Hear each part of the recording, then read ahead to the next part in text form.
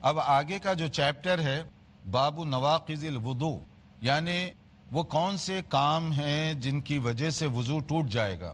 وضو کر لیے، نماز پڑھ لی، ایک مدت گزر گئی، تو کیا کوئی ایسے کام ہیں جن کی وجہ سے آپ کا وضو ٹوٹ سکتا ہے؟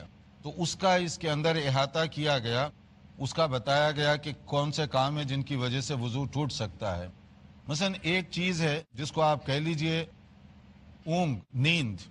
اگر آدمی نیند جو ہے پراپر طریقے سے سو جائے تو اس کا وضو ٹوٹ جائے گا، لیکن نیند سے پہلے اونگ آتی ہے، نعاس جس کو کہا گیا، اس کی وجہ سے وضو پہ فرق نہیں پڑتا۔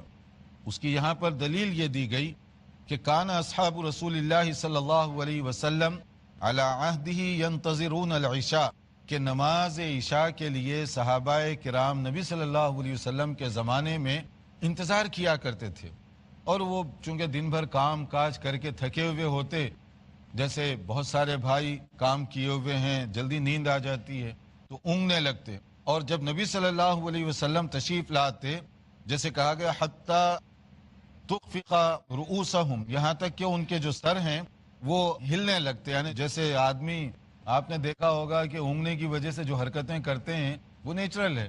وہ صحابہ کرام رضوان اللہ علیہم اجمعین، ان کے ساتھ بھی یہ بات ہوتی تھی، لیکن اس میں پوائنٹ کیا ہے؟ ثم یصلون ولا یتوضؤون۔ اس کے بعد یہ ہے کہ جب نبی کریم صلی اللہ علیہ وسلم تشریف لاتے عشاء کے لیے، آپ جماعت کے لیے کھڑے ہو جاتے اور سارے ان کے پیچھے ٹھہر جاتے تھے۔ تو جو لوگ اونگ رہے تھے، جو لوگ تھوڑی سی ہلکی نیند میں تھے، وہ لوگ بھی ٹھہر جاتے، فریش وضو نہیں کرتے تھے۔ تو پوائنٹ اس میں یہ ہے کہ اونگنے کی وجہ سے وضو نہیں ٹوٹتا۔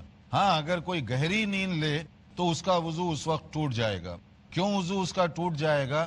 اس لیے کہ جب آدمی گہری نیند میں ہوتا ہے تو عموماً اس کا کنٹرول اپنے آپ پر نہیں ہوتا، تو اب اسے پتہ نہیں ہوتا کہ وہ اس کا وضو ہے یا نہیں ہے، تو ایسی صورت میں اگر وہ جا کر وضو کر لے تو اس کے لیے یہ صحیح طریقہ ہوگا۔ گہری نیند کے بعد، اونگنے کے بعد اس کے لیے ضرورت نہیں ہے کہ آدمی کے وضو برقرار ہے یا نہیں ہے۔ اس کے لیے تو آنکھ نگرانی کر رہی ہے نا، جب مطلب ہے کہ آدمی نیند میں نہ ہو، نیند میں چلا جائے تو اسے تو پتہ نہیں ہوتا، تو ایسی صورت میں وہ جا کر وضو کر لے گا۔